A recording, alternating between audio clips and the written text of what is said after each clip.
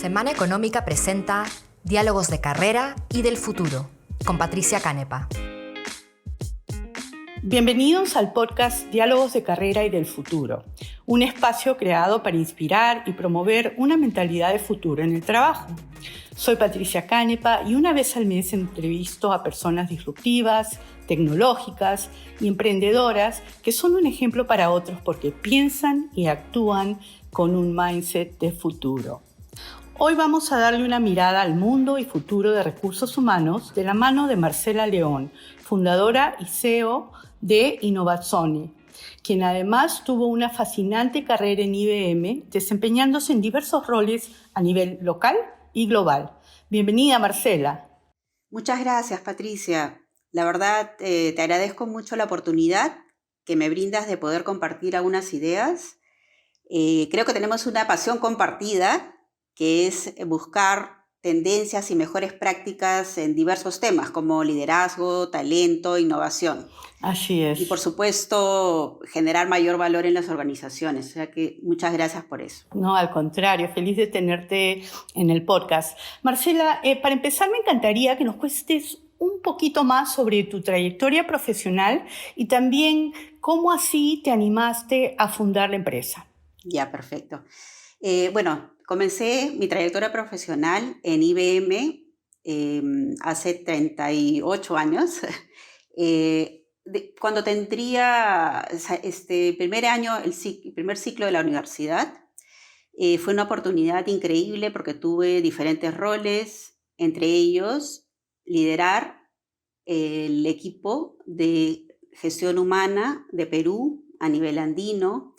Luego tuve responsabilidades regionales como talento y learning a nivel Latinoamérica y me fui especializando más y más en temas de liderazgo y me encargué de el delivery, es decir, y la implementación de todos los cursos para potenciales líderes, gerentes y también algo de ejecutivos a nivel de mercados emergentes y también a nivel global.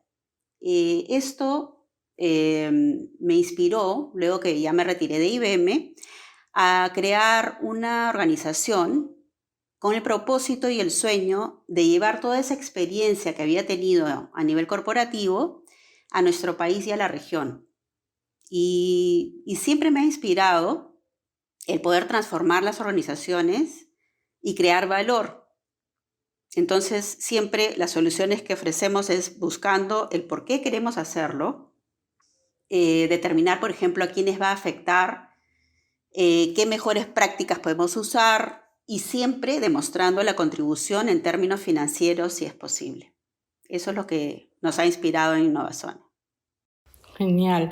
Después vamos a hablar justo del retorno a la inversión en temas de recursos humanos, pero por ahora quería, si me permites, hablar un poquito de la globalización, que es un tema que tocamos en el libro El futuro del trabajo. Y lo cierto es que desde antes de la pandemia, la consultora Deloitte identificaba el expertise en la gestión de equipos remotos como un requerimiento para futuros líderes. Y lo cierto es que muchos estamos aprendiendo en el camino, ¿no? ¿Qué desafíos enfrentaste cuando liderabas equipos virtuales desde tu posición global en IBM? Y quizás también puedes compartir algunas recomendaciones para los ejecutivos que recién están empezando a liderar equipos remotos. Claro, por supuesto. Bueno, me declaro una pionera, una early adopter del trabajo remoto. Tengo más de 28 años de experiencia liderando equipos remotos y como comprenderán en los 90 pues los retos eran múltiples porque no teníamos ni siquiera la tecnología que nos acompañaba. Fui aprendiendo en el tiempo y el mayor reto que yo aprendí a resolver fue mantenerme cercana a un equipo que no estaba ni en el mismo tiempo ni en el mismo lugar. Entonces, ¿cómo llegar a entender lo que viven en el día a día, lo que hacen y lo que piensan? Porque usualmente de manera presencial eso se da con mayor naturalidad, ¿no? ver qué retos y barreras tendrían y cómo facilitarles el camino para lograr los objetivos. Entonces, esto es lo que yo veo que está ocurriendo en la mayoría de organizaciones y los líderes tienen dificultad. Nosotros hemos trabajado en 12 factores de éxito para trabajo remoto, híbrido, que desde cómo mejorar el aislamiento, cómo hacer una mejor, tener protocolos de comunicación, cómo divertirse juntos, etc. Pero si yo pudiera dar así 2 tips muy, claros y base para mejorar el cómo un líder puede ser mejor en un trabajo remoto y ahora híbrido, porque también no es lo mismo trabajo remoto que híbrido, tiene una complejidad diferente, es, uno, incrementar la calidad y frecuencia de la comunicación y usando diferentes canales, ¿no? Por ejemplo, ponerse de acuerdo cuándo es que yo voy a usar qué canal de comunicación. Si yo, por ejemplo, te mando un WhatsApp a las 10 de la noche, ¿qué implica eso? Implica, no necesariamente la gente lo toma bien, lo toma como es una invasión de mi tiempo ya que es de descanso, pero si yo acuerdo que el WhatsApp lo vamos a usar como un canal más, como si fuera que te hubiera mandado un mail, ya ese acuerdo hace que yo no tenga que contestarte a esa hora, pero es una facilidad que usamos tecnología y diferentes canales de acuerdo a nuestras necesidades. Entonces, esos protocolos son buenos de determinar cómo nos vamos a reunir, qué vamos a ver en cada tipo de reunión, cuándo voy a usar mensajería interna, qué esperar. Si yo tengo que hacer algo personal, voy a comunicarme para decir que no estoy. Ese protocolo hace que las expectativas mejoren. Y el segundo punto es involucrarse en el día a día. A veces en la pandemia nos ha pasado que las personas sienten este desafío de fuera de la vista, fuera de la mente. Y es que como no me ven y el gerente tampoco ve a la persona, asumen no necesariamente que están haciendo un trabajo productivo. Entonces, ¿qué puedo hacer como gerente? Entonces, estar accesible en las mañanas o al cierre de la tarde de alguna manera frecuente y continua. Entonces, yo sí creo que hay herramientas como tipo Slack o Teams, hay diferentes formas y que no son, ni siquiera cuestan en muchos casos, pero eso los mantiene cercanos y aclarar expectativas de lo que estoy esperando de la actuación del día a día. Eso es lo que yo creo que es la base. Ya, entonces parte de involucrarse en el día a día, incrementando la calidad y la frecuencia y también la accesibilidad, ¿no? Para que te sientan un poco más cerca. Bien, bien. Ahora, hablemos del rol de recursos humanos, que ha cambiado muchísimo. De hecho, en el pasado se hablaba de que el área de recursos humanos tenía que ganarse un sitio en la mesa de decisiones y realmente hoy se ha ganado ese espacio gracias a su capacidad para transformarse rápidamente y lograr resultados importantes durante la pandemia, ¿no? Un momento muy crítico. Entonces, efectivamente, hoy recursos humanos es, no sé, el brazo derecho del CEO en las empresas que priorizan la relación con sus colaboradores. Y según algunos expertos o empresas de reclutamiento, me parece haber leído algún estudio de Heidrick & Struggles que decía que las búsquedas de los líderes en recursos humanos se habían incrementado en 65% el año pasado. ¿Cuál es tu visión del rol de recursos humanos en el escenario actual y en el futuro? Bueno, definitivamente creo que con la pandemia el rol se ha enriquecido y se ha vuelto más importante, definitivamente, porque las personas son el centro hoy de muchas decisiones que están tomando las organizaciones. Las prioridades, en realidad, no es que hayan cambiado, sino que han cobrado un matiz diferente. Por ejemplo, si antes nos preocupamos de la salud y la seguridad de los empleados, hoy tenemos que ver que es un ambiente de alto riesgo continuo. Entonces tenemos que tomar decisiones diferentes. pero también tenemos que contribuir a que haya la continuidad del negocio y alcanzar los resultados.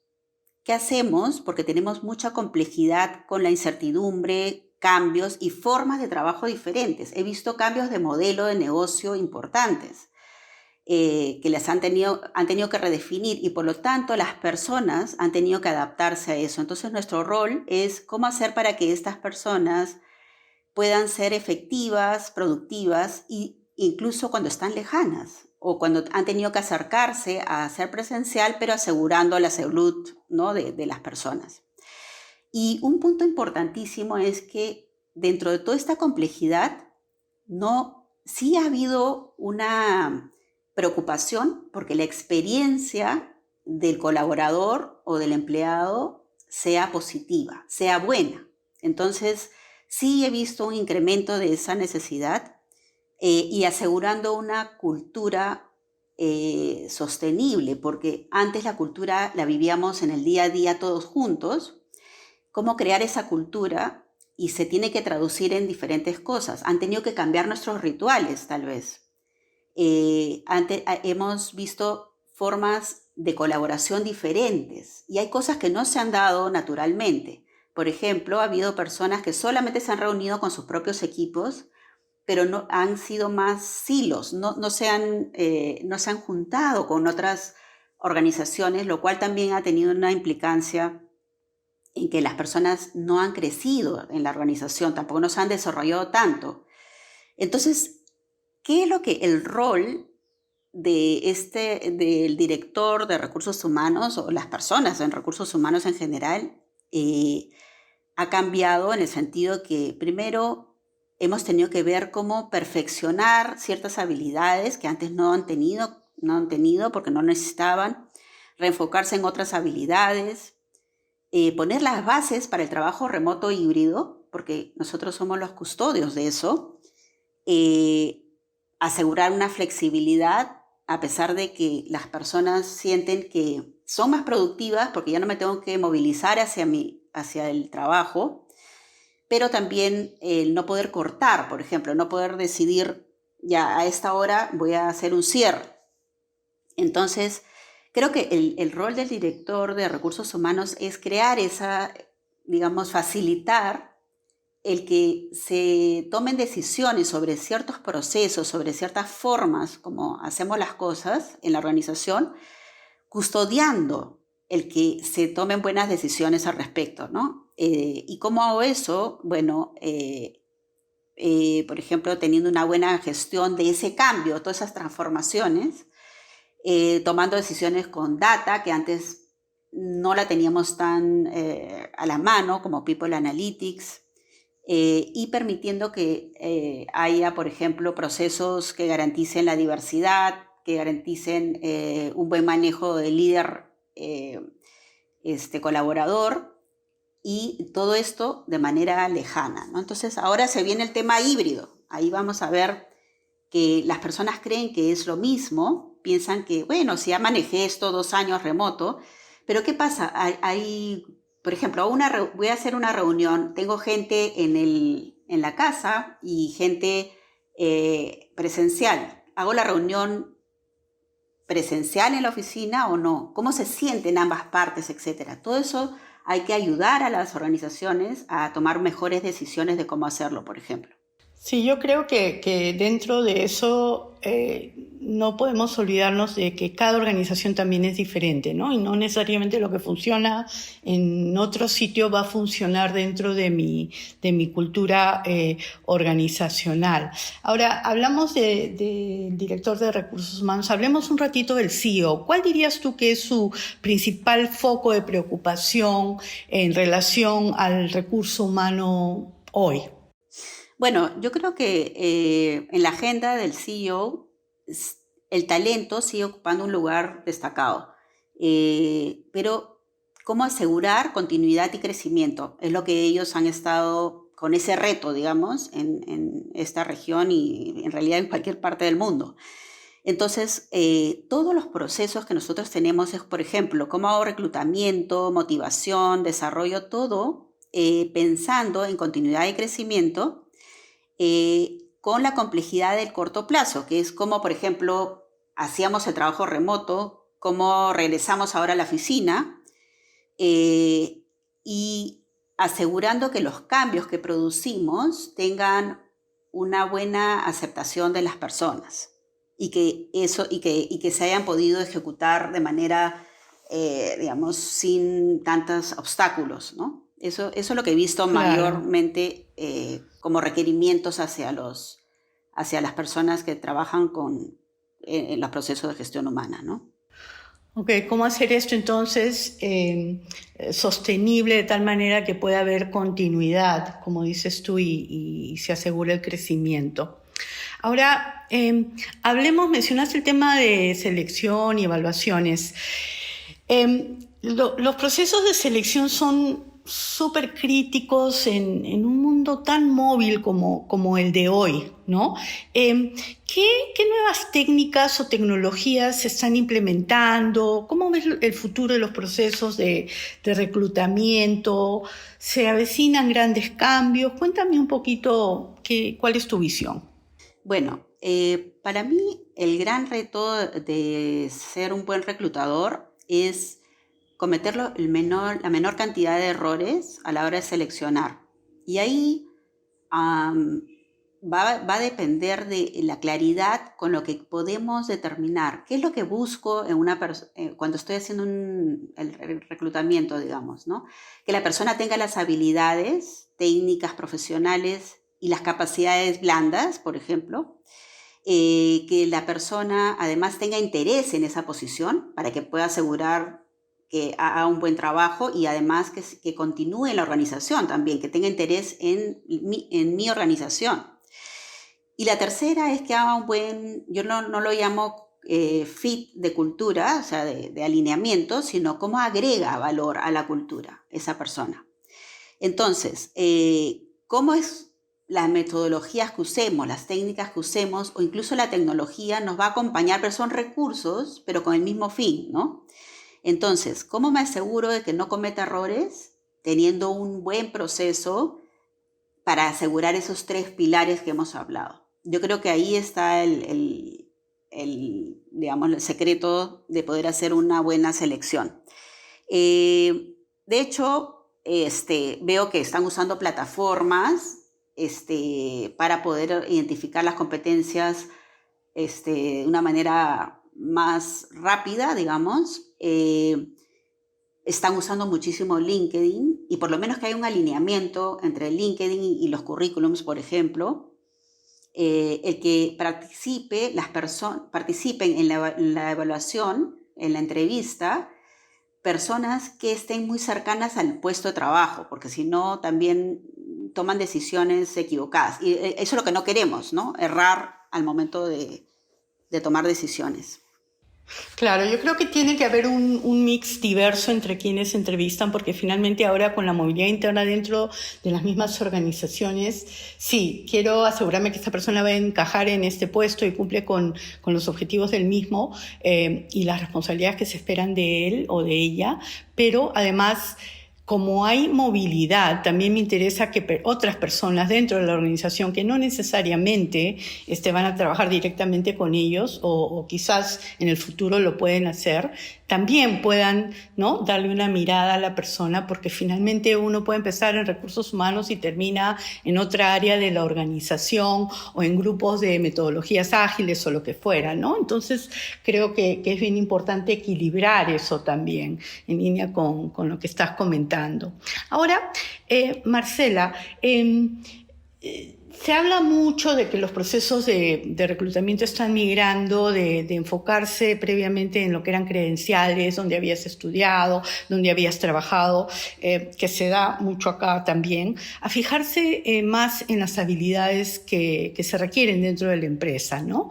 Y hemos visto que, por ejemplo, algunas empresas fiel a esto han descartado el requisito universitario para ciertas posiciones y ante la escasez de talento han creado programas donde puedes llevar cursos cortos de 3 a 6 meses y y que te enseñan esas habilidades, por ejemplo, de programación o de experiencia del usuario, donde al terminar este periodo y certificarte, tú puedes postular a puestos en Google o puedes postular a cualquier puesto de cualquier empresa que requiera esas habilidades, ¿no?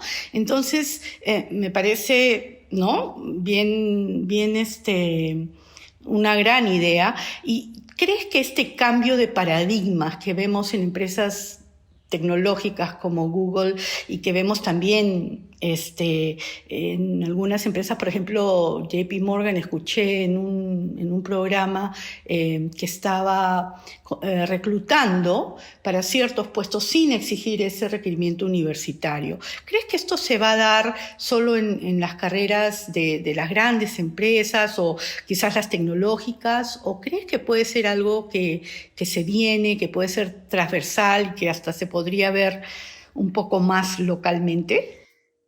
Yo creo que las organizaciones de tecnología requieren a veces capacidades o habilidades técnicas de programación o de tendencias muy sofisticadas, que requieren bastante especialización. Y eso ha generado que le den más importancia a eso, en la preparación que tengan esas personas, porque no necesariamente la universidad forma de manera perfecta hacia las habilidades que yo requiero en una organización. Sin embargo, pienso que la universidad